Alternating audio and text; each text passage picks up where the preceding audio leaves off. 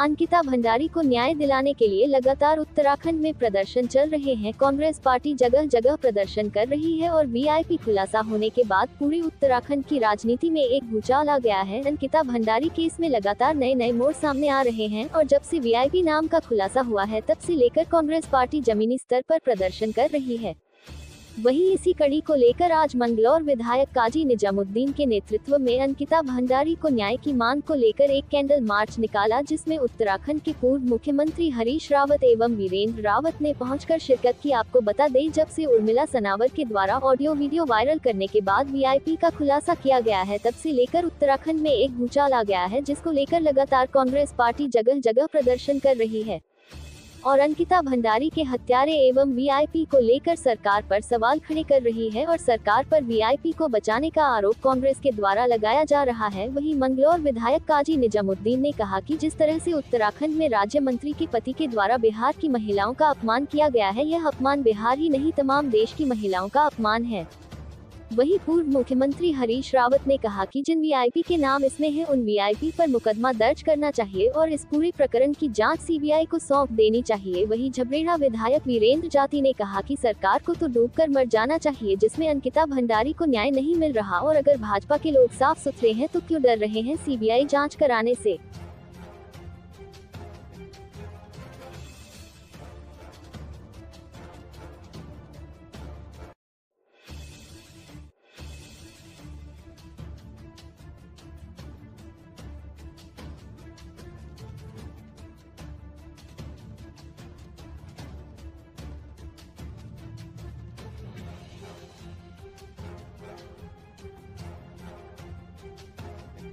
मांग को लेकर के और उसके वास्तविक हत्यारों को कानून के शिकंज में लाने की मांग को लेकर के सारा मंगलौर इस कैंडल मार्च के जरिए जुड़ा। मैं फिर से शुक्रिया मंगलौर कहूँगा। हमारी मांग जरा सही से गिर जा रहा है, ये सब दूर रखिएगा। हमारी मांग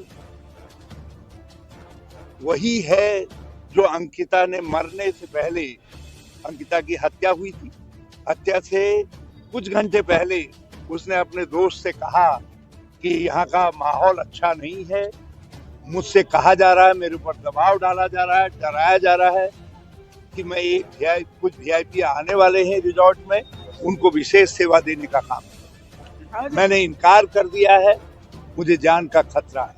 चंद घंटों में उसको मार दिया जाता है। और उस समय भी उत्तराखंड ने कहा कि तुम साक्ष्य नष्ट कर रहे हो, बुलडोजर चला रहे हो, आग लगा रहे हो, टीवी कैमरे तोड़ रहे हो और उस वीआईपी को जांच के दायरे में नहीं ला रहे हो। लेकिन सरकार ने हठधर्मिता दिखाई। आज उनके घर के अंदर से कुछ बातें आई हैं और उन बातों से साफ हो गया है कि जो अंकिता ने कहा, और उसके आलोक में अब नए सिरे से जांच होनी चाहिए मामले की। और वो जांच जो है से पहले जिन लोगों के नाम उछल करके आए हैं उनके ऊपर एफआईआर दर्ज होनी चाहिए और उसके बाद ये जांच सीबीआई को सौंपी जाए और हाई कोर्ट के सिटिंग जज या सुप्रीम कोर्ट के सिटिंग जज इसकी देखरेख में ये जांच। हाँ, ये उल्टा चोर कोतवाल डांटे।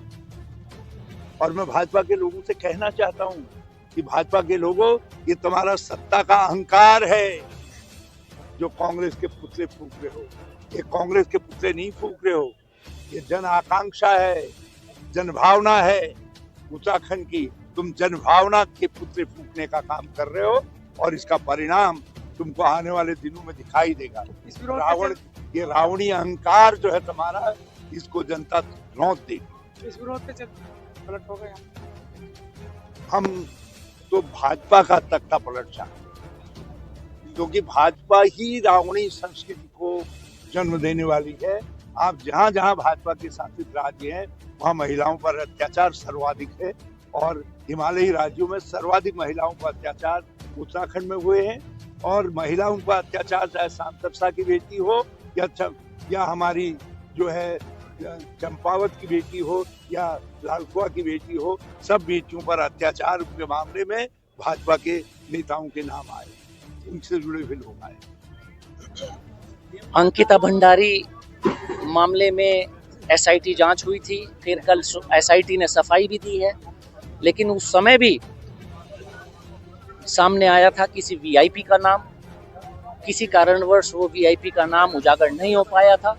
भारतीय जनता पार्टी के परिवार से ही निकलकर, भारतीय जनता पार्टी के नेताओं और उनके परिवारों से निकलकर वीआईपी के नाम और वीवीआईपी के नाम आए हैं। तो उन वीआईपी, जो भी वीआईपी या वीवीआईपी हैं, उनकी जांच ईमानदारी से हो, उनको सजा मिले, इसकी मांग कांग्रेस पार्टी कर रही है। पूरे उत्तराखंड में कांग्रेस पार्टी के साथ साथ जितने सिविल सोसाइटी के लोग हैं वो कर रहे हैं। देश में आक्रोश है और सभी लोग हम सीबीआई की जांच, हाईकोर्ट के सिटिंग जज की देखरेख में मांग कर रहे हैं, ताकि इसमें वीआईपी और वीवीआईपी जितने लोग हैं उन सबके नाम उजागर हो सके और उनको सजा मिल सके। और अगर ये मांग हमारी नहीं मानी गई तो कांग्रेस पार्टी और उत्तराखंड के तमाम लोग इस आंदोलन को चलाते रहेंगे और ये मांग हम करते रहेंगे। एफआईआर दर्ज करके उनको सजा मिले।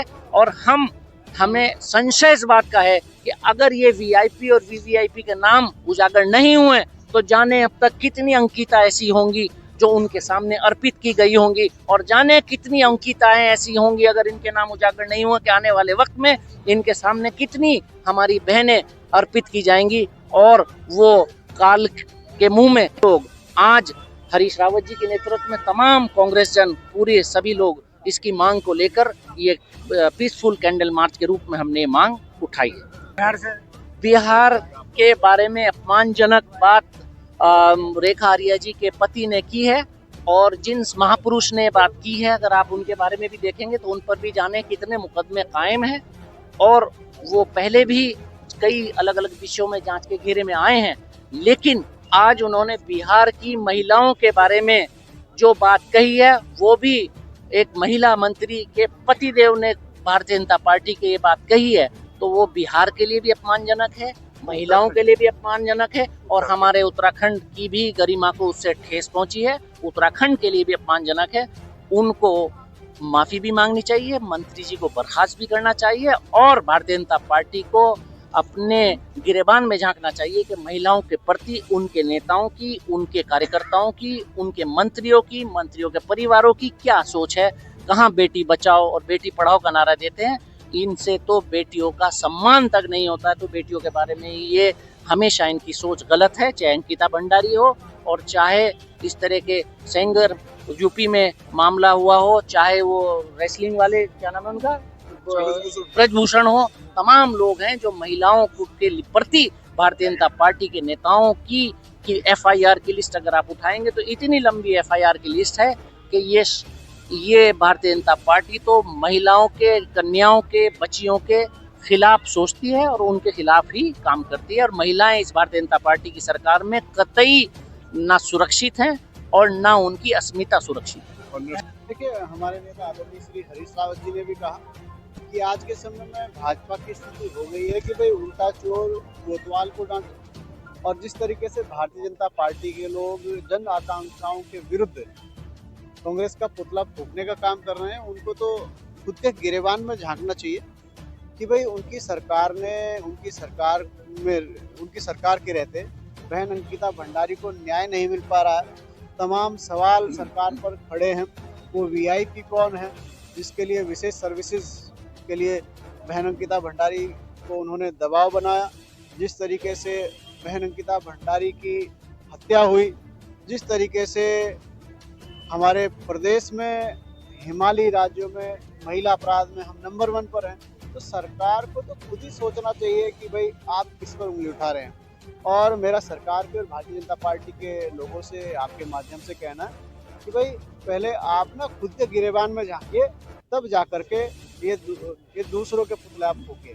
और आप अगर इतने ही अच्छे और इंसाफ पसंद लोग हैं तो आप करवाइए ना जांच।